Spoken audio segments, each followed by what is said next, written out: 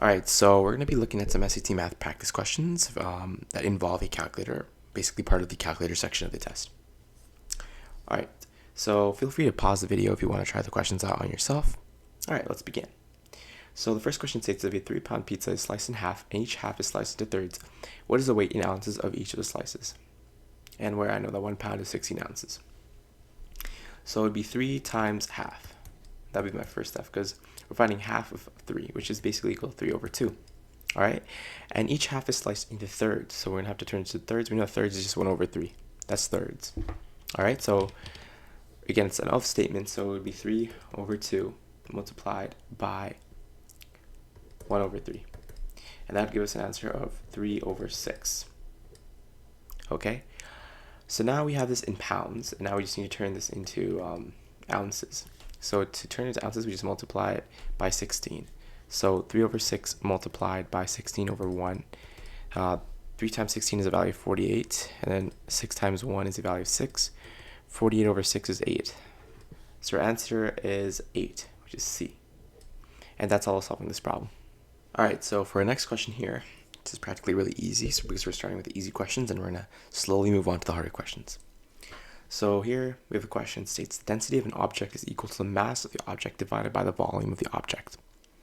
What is the volume in milliliters of an object with a mass of 24 grams and a density of 3 grams per milliliter? So remember, the density is basically equal to mass of the object divided by the volume of the object. What is the volume in milliliters of an object with a mass of 24 grams? So in this case, we're given mass, and we're also given density. So we know that our density would be 3 grams per milliliter is equal to a mass of 24 grams. And we're trying to find the volume in this case. So we can basically do a little switch here, and we can rewrite this like this. Volume is equal to 24 grams over, like that, right?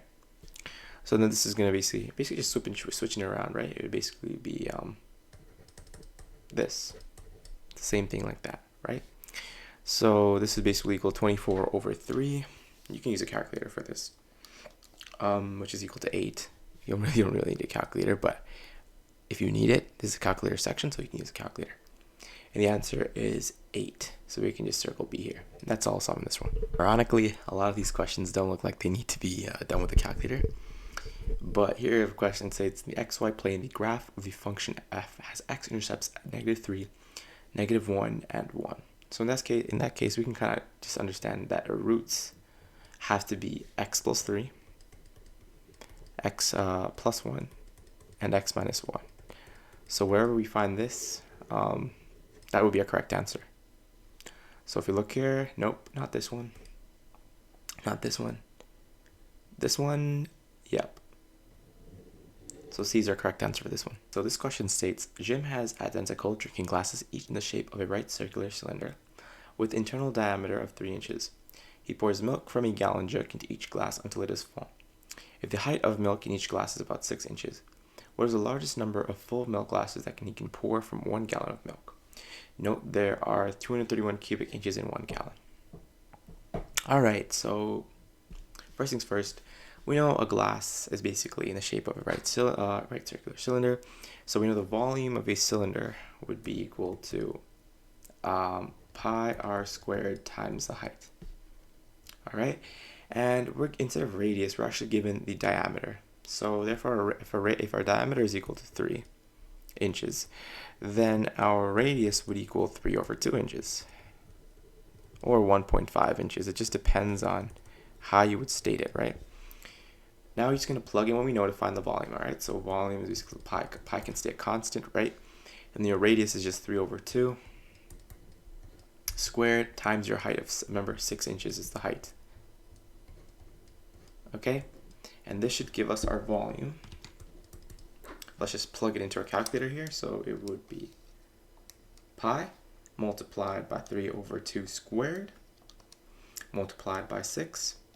And this would give us an answer of 42.41 cubic inches, right? Cubic inches.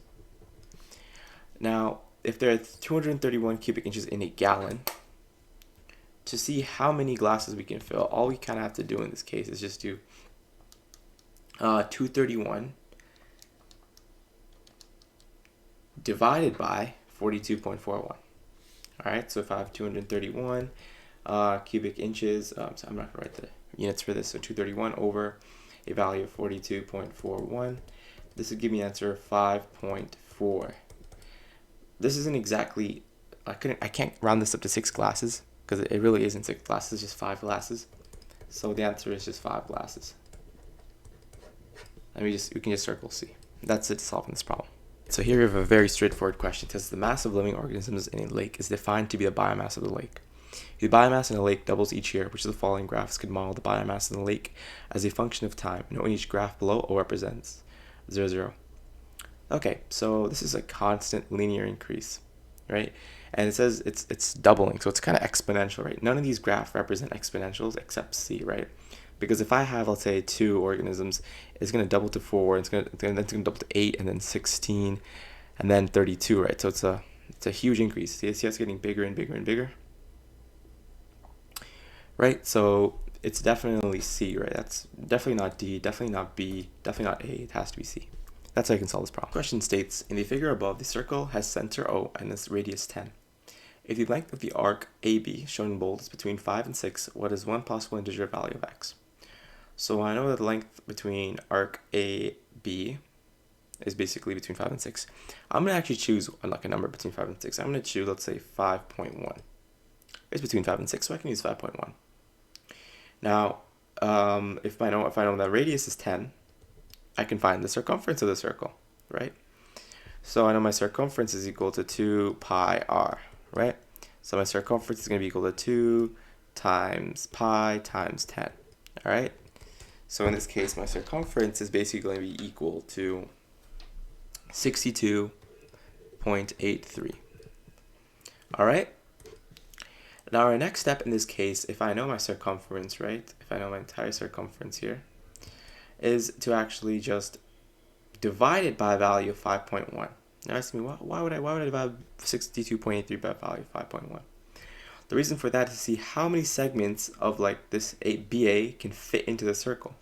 All right, so it's going to be 62.83 over a value of 5.1. This gives me a value of 12.319. I'm going to take a few extra digits here, okay? Okay, so it gives me this number over here, right? So it breaks into approximately 12.319 pieces. Now, if I know that the entirety of my circle here, right? If I know my entirety of my, so I'm taking me erase this. If I know that my entire circle here from, let's say this point all the way around is 360 degrees, right? And I'm trying to find this angle over here, right? I can use this number over here if it's broken into 12.31 pieces. All I have to do in this case now is divide 360 degrees by my pieces I've created. Just basically just 12.319. You can use more. You can use like 6, 0. You can use more digits to make it more accurate, right? So you would get an answer of 29.24. But in this case, let's say a possible integer. I'm just going to say 29. All right? So we found a value. Now, you can get different values, right? You can get 29, 30, etc., depending on what number you choose between 5 and 6. Right? So in this case, I choose 5.1, so I got 29. All right, so that's basically it to this question. All right, so this question states, the stock price of one share in a certain company is worth $360 today. All right. A stock analyst believes that the stock will lose 20% of its value each week for the next 3 weeks. The analyst uses the equation V is equal to 360 times the rate to the power of time. To model the value V of the stocks after 2 weeks, what value should the analyst use for R? Now for R, since it's decreasing, right, it should be 1 minus this percentage over here, which we're going to write as a decimal 0.28. Right, this would practically work, right? So you would write it as R is equal to 360 multiplied by 1 minus 0.28 to the power of t. But for this part, they want to simplify it, right? So one single number for that. And if you do 1 minus 0.28, you get a value of 0.72. to the power of t. So therefore your answer should be 0.72, and that's it. So the value that they should use, your r should remember this is v, I'm sorry about that, it's v. Your r should equal 0.72. That's it. Alright, so that's all for this video. Hope it helped. Have a great day.